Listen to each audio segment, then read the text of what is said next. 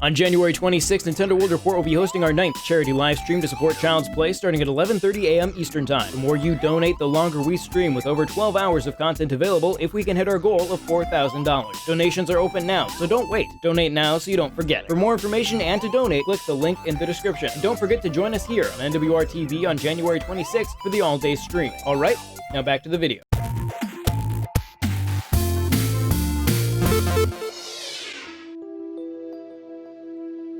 Momodora, Reverie under the Moonlight is immediately striking from its incredible art design. I don't think I've ever seen pixel art quite as gorgeous as what developer Bomb Service has pulled off.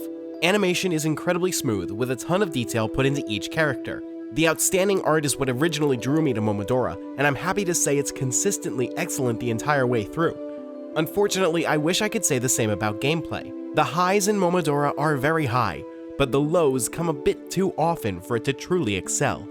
Momodora takes place in the dying kingdom of Karst, starring a priestess named Kaho.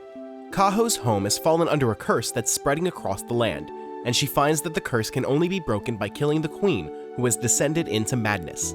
The adventure starts out as a fairly linear side-scroller, but eventually opens up into a full Metroidvania. Ironically, I think the limited opening area is the best, as the tighter focus helps the level design feel really solid. Things start to get hazy once the world opens up and allows for more free-form exploration. Pretty much the entire map can be accessed as soon as you leave the starting area. This is both good and bad. It helps alleviate the brutal difficulty of the early hours. Kaho can't take many hits when you first start, so if you can't manage to beat a particular boss, you can always double back and explore a different area. The downside, though, is that there are very few upgrades that expand the area you're able to reach.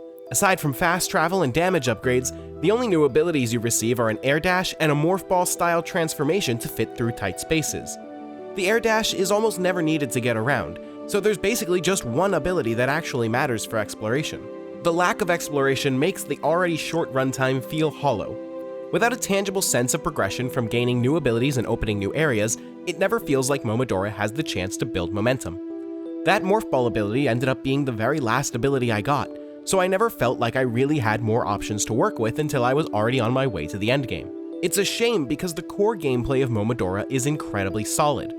Moving around as Kaho is incredibly smooth, and the precision platforming is made more engaging with a double jump that's just good enough to give you some extra control without making it too easy to clear large spaces. The Maple Leaf, Kaho's unusual but clever weapon, also packs a satisfying punch, making combat extremely fun when combined with skillful dodges and dashes. Boss fights are also well designed. Even though they're brutally difficult, their attacks are all clearly telegraphed.